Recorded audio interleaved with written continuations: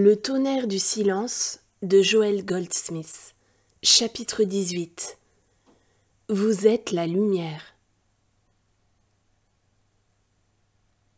Vous êtes la lumière du monde.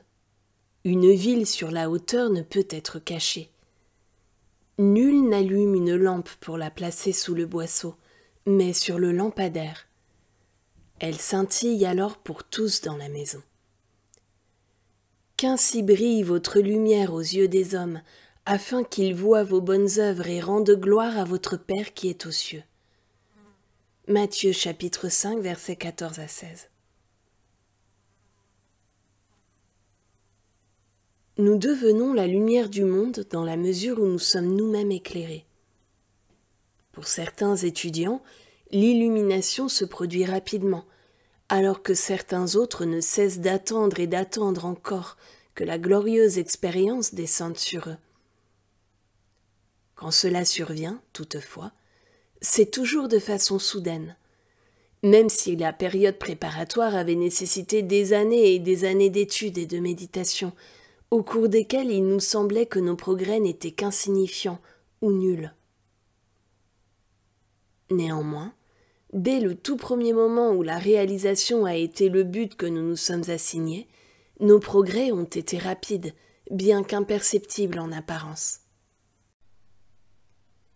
Le processus est comparable à l'arasement d'une montagne. Dès la première pelletée enlevée, le processus de nivellement de la montagne est amorcé, et il ne cessera de progresser. Mais il n'en demeure pas moins vrai qu'une montagne représente d'innombrables pelletées de terre et de pierre, et il faut en avoir enlevé beaucoup pour qu'un progrès devienne apparent. De même, lorsque nous prenons conscience de la densité de notre ego humain, nous savons que nous avons une montagne d'ignorance à déplacer, et quand bien même nos progrès s'amorcent dès notre première méditation, ils ne deviendront sensibles qu'après une très longue période. Et puis, soudainement, il se produit comme un jet de lumière, et nous en sommes frappés. Lorsque nous avons été touchés par l'esprit, nous en portons les signes évidents. La lumière irradie de nos yeux, et tout notre visage resplendit. Extérieurement, notre vie se transforme. Nos relations humaines et notre propre nature changent. Notre santé évolue, et parfois aussi notre silhouette. Mais de tels changements ne sont que la manifestation visible d'une gloire et d'une lumière intérieure qui résultent de notre contact avec le Père en nous-mêmes. Contact qui nous a rétablis dans le jardin d'Éden.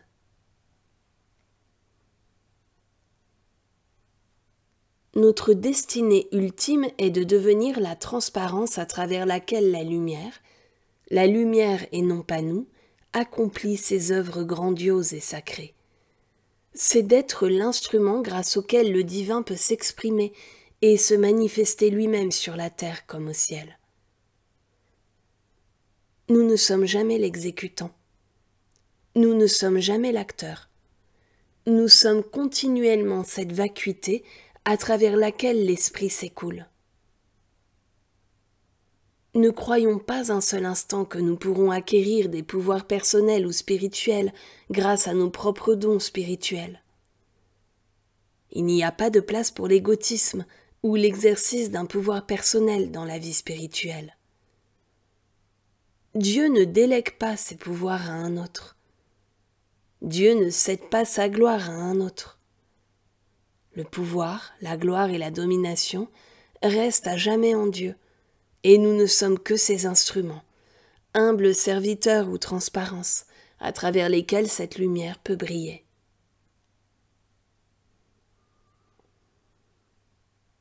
L'unique voie de pénétration de Dieu en ce monde est la conscience.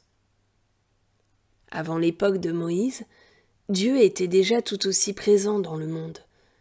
Toutefois, le peuple hébreu n'en a pas ressenti les effets, avant que la conscience de Moïse ne s'ouvre pour recevoir la lumière et se laisser guider par Dieu, ce qui entraîna la libération des Hébreux.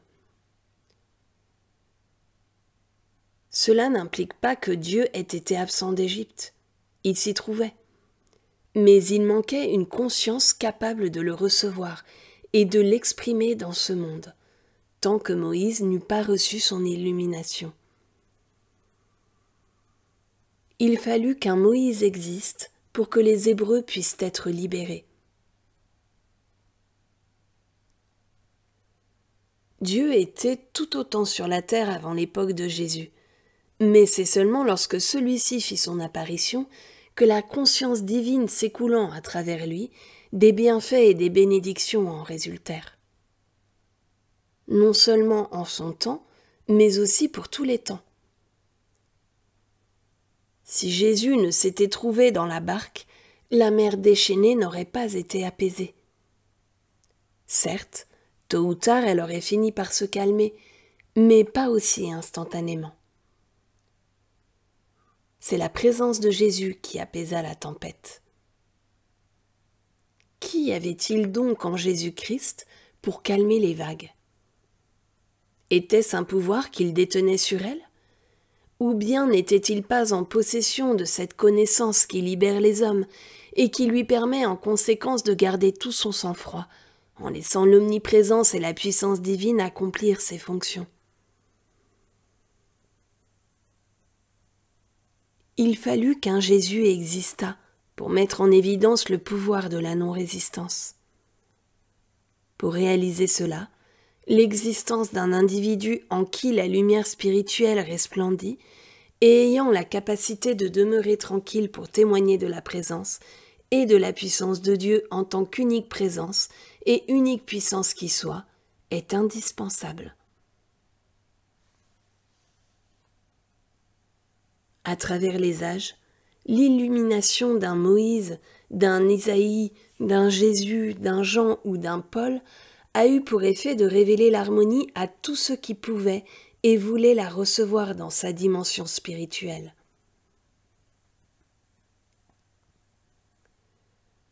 En considérant avec le recul du temps le niveau de conscience spirituelle déjà si développé de ces âmes illuminées, on pourrait s'attendre à constater que leur influence a imprégné le monde entier en lui apportant paix et harmonie. Malheureusement, nous le savons bien, alors même que ces grands êtres de lumière étaient présents sur la terre, le monde dans sa plus large part continuait de subir d'incalculables désastres. Cela tient au fait qu'une personne, quel que soit le degré d'élévation spirituelle qu'elle manifeste, peut seulement bénir et aider ceux qui entrent en contact avec elle en se plaçant dans l'orbite de sa conscience. En devenant le vivant témoignage du Verbe incarné, elle ne cherche en aucun cas à exercer un pouvoir.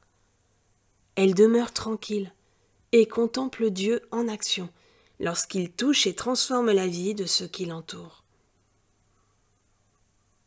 Si un malheur s'abat sur nous, il ne cessera point avant qu'il ne s'épuise de lui-même, ou que quelqu'un parmi nous prenne conscience de la vérité.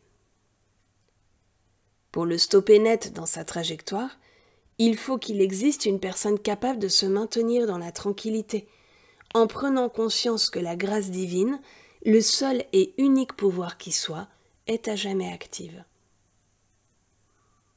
Il faut qu'il se trouve une personne apte à demeurer totalement silencieuse, afin de porter témoignage de l'existence de l'esprit qui apaisera les vagues.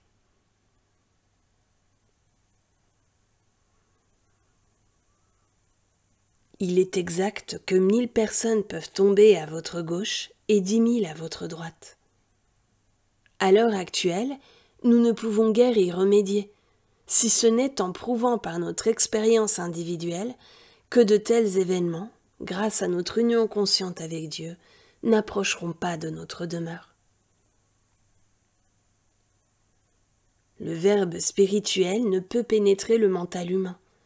C'est pourquoi nous n'aiderons le monde à s'élever au-dessus des guerres et des maladies qu'en étant nous-mêmes la lumière pour nos proches. Et cela, nous ne le réaliserons pas en leur prêchant la bonne parole ou en essayant de les forcer à entrer dans nos vues, mais en maintenant la paix en nous-mêmes, en nous retirant de tout conflit opposant un bien à un mal, en rentrant en nous pour prendre conscience que la paix qui dépasse l'entendement pourra seulement descendre sur nous dans la mesure où nous ne résisterons plus au mal.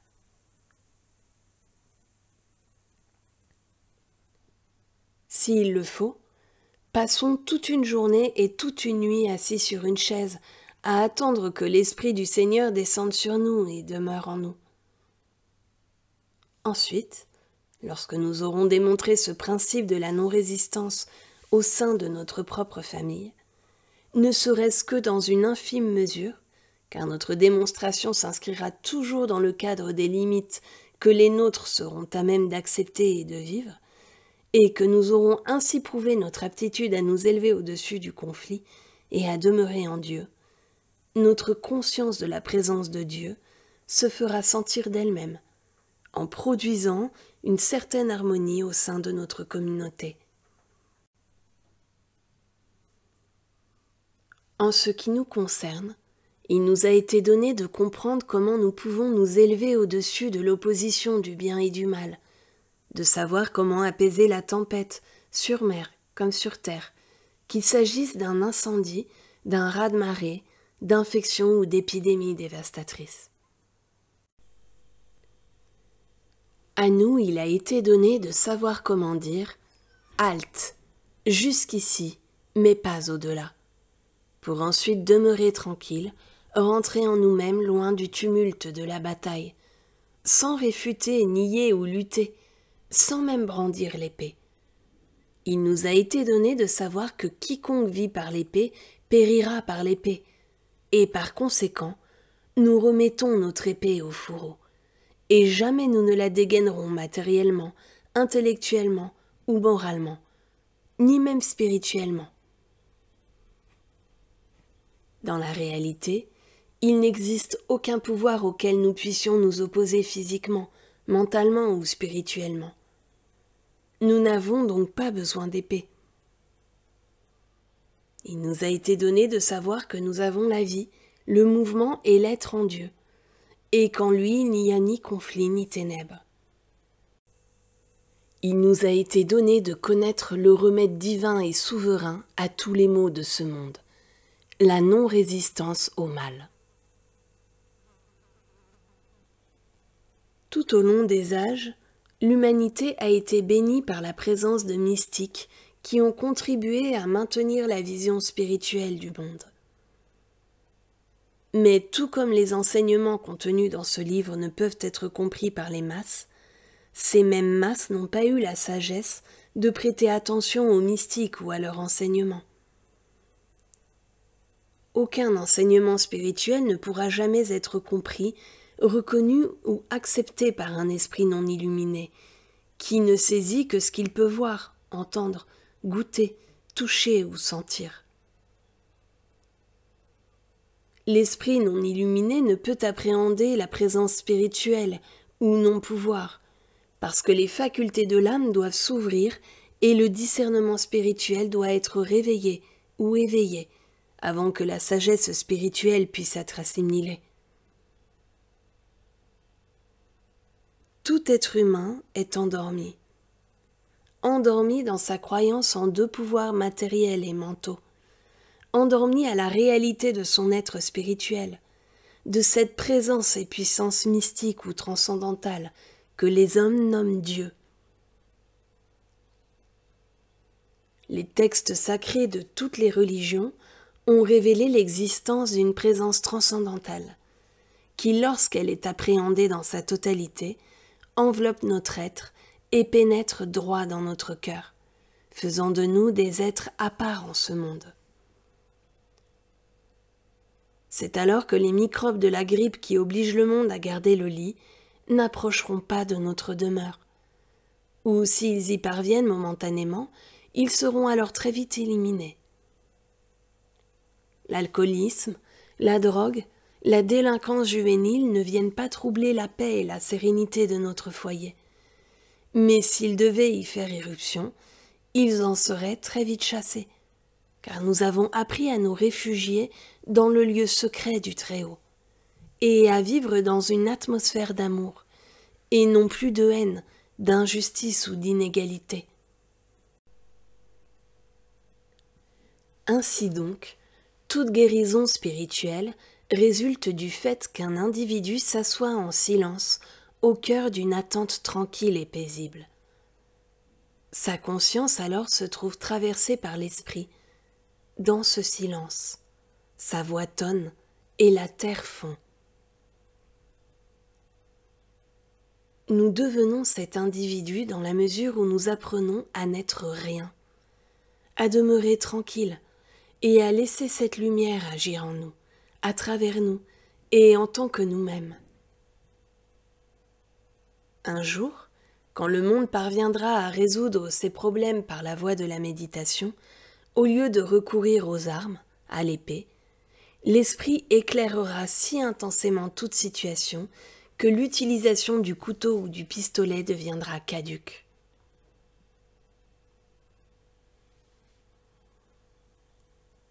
Dieu ne confère pas sa gloire à un autre que lui. Par conséquent, n'essayons pas d'acquérir la puissance spirituelle, mais l'humilité spirituelle, et laissons la grâce de Dieu remplir sa fonction par notre intermédiaire et en tant que nous. Dieu agit par le canal d'une conscience individuelle, et cette conscience devient la nôtre quand nous apprenons à demeurer suffisamment tranquilles afin d'entendre le tonnerre du silence.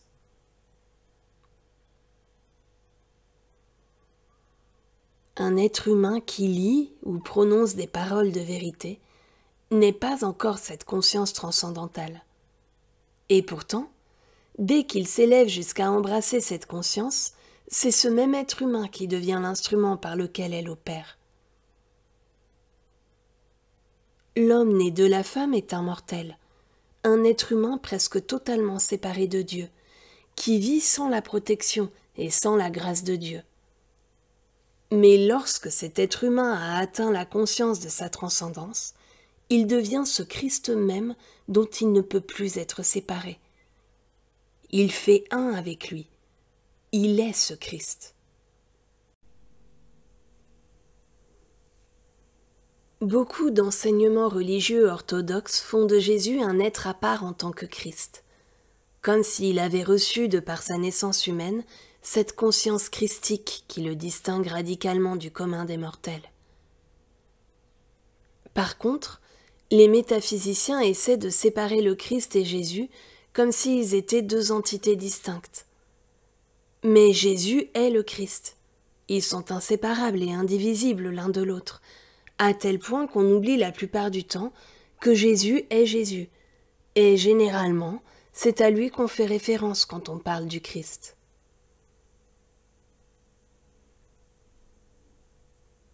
Ce terme s'applique à toute personne qui a réalisé son union consciente avec Dieu. La seule différence réside dans le degré de réalisation. Il faut avoir atteint le niveau de conscience d'un Jésus pour pouvoir dire « Moi et mon Père, nous sommes un ». Qui me voit, voit le Père qui m'a envoyé. Les autres ne parviennent pas à cette hauteur de réalisation lorsqu'ils parlent du « je ».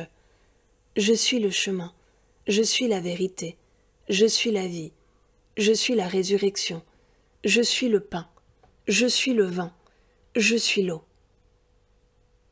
Il s'agit là de l'état de conscience transcendantale qui a franchi les limites de l'humain.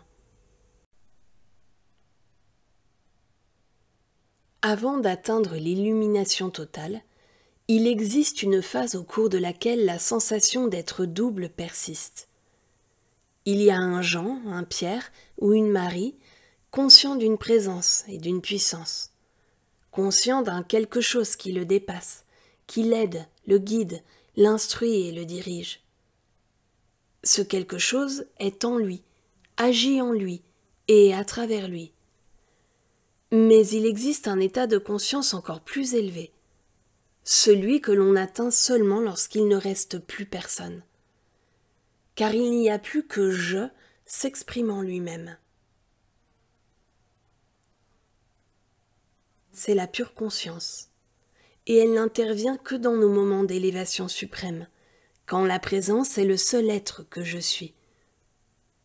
C'est en un tel moment que Moïse transcenda sa condition humaine et dit « Je suis ce que je suis ». C'est dans des moments tels que Jésus a déclaré « Je suis le pain de vie, je suis la vie éternelle, je suis la résurrection ». Mais même si nous n'atteignons pas les cimes, soyons déjà reconnaissants de pouvoir reconnaître qu'il y a en nous un quelque chose qui est plus grand que nous-mêmes. Un quelque chose qui dépasse notre entendement, notre expérience humaine, notre éducation. Un quelque chose qui peut utiliser notre mental et notre corps et qui dispose d'un savoir bien supérieur à celui que nous avons pu acquérir au cours de notre scolarité ou de nos voyages.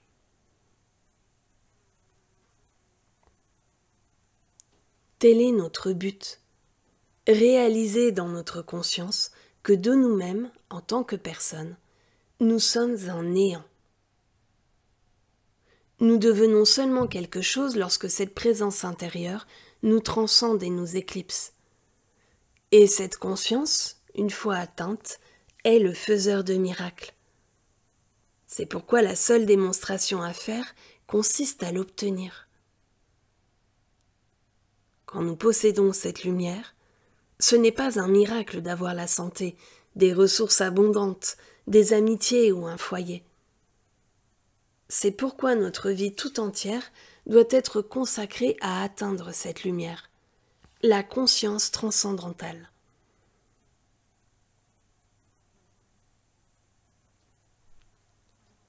Si nous avons été touchés par la grâce, au point de ne plus pouvoir nous arrêter d'étudier et de méditer, il ne nous reste rien d'autre à faire.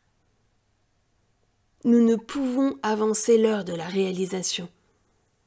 Nous pouvons la retarder en ignorant l'impulsion intérieure qui nous pousse à méditer et à lire davantage. Mais il ne nous appartient pas d'en hâter le processus. Elle survient en son temps, d'une manière parfaite. Un être humain ne peut se comporter ainsi par lui-même, car pour lui, le monde divin n'est qu'une folie. Il n'a ni le temps, ni patience à lui consacrer, et un tel monde peut même lui apparaître comme une offense. Mais s'il est touché par la grâce, ne serait-ce que juste assez pour se sentir obligé de continuer à lire, à écouter la parole ou à méditer, il sera conduit jusqu'à l'ultime démonstration.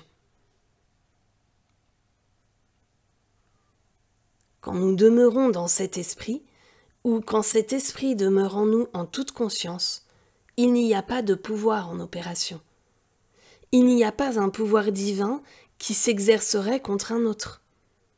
Il n'y a pas de pouvoir divin détruisant le mal, rendant bons les gens mauvais, ou triomphant de la pénurie par l'abondance. Lorsque cette conscience nous embrasse, il n'existe pas d'autre pouvoir. Et tous ceux qui semblaient exister disparaissent, quels qu'ils soient. Non pas à la façon d'obstacles qui auraient été surmontés, mais comme une illusion qui se dissipe. Le monde sera sauvé seulement par mon esprit. Mais cet esprit n'agit que par l'intermédiaire de la conscience d'un individu qui s'est offert à lui. C'est donc à nous qu'incombe la responsabilité de devenir ce roc spirituel sur lequel pourra reposer l'harmonie de notre entourage et de notre communauté, et même celle de notre pays. Nous n'avons pas besoin des complexités de la métaphysique. Il nous suffit de comprendre cette vérité toute simple. Le murmure doux et léger, la petite voix tranquille, est le pouvoir qui anéantit les illusions de ce monde. Une telle compréhension ne consiste pas à posséder un pouvoir pour vaincre l'erreur, mais la vérité qui stipule qu'aucun pouvoir n'est requis pour anéantir cette erreur, car celle-ci porte en elle-même les éléments de sa propre destruction. Nous attestons qu'il en est ainsi lorsque nous observons et constatons de quelle manière un arbre stérile se dessèche. Nous ne sommes pour rien dans son dessèchement, c'est sa propre stérilité qui le rend sec. De même, l'erreur se dissipe lorsque nous nous asseyons tranquillement en silence et lorsque nous observons, tel un témoin du pouvoir divin, l'harmonie descendre sur tout ce qui nous entoure. C'est ainsi que, pas à pas, nous nous trouvons affermis et fortifiés, jusqu'au jour où nous nous rendons compte que désormais, et de notre plein gré, nous pouvons nous reposer en Dieu, et laisser cet esprit qui nous traverse, cette Europe qui nous enveloppe, être notre prière, la bénédiction et la guérison de notre communauté et du monde.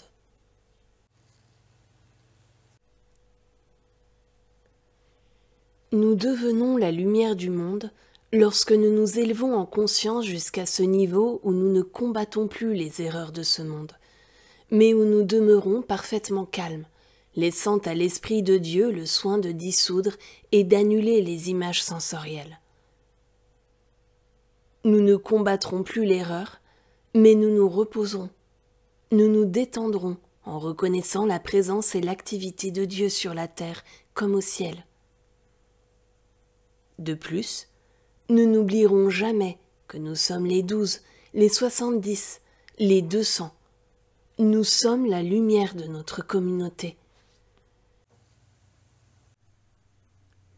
Nous sommes celui-là qui, même s'il doit être le seul, ne succombera pas à l'hypnose de la peur, du doute, de la haine, de l'envie, de la jalousie ou de la méchanceté. Nous sommes celui-là qui sera un roc pour sa communauté, ce roc de silence qui nous inonde intérieurement d'une paix qui descendra sur toute la communauté.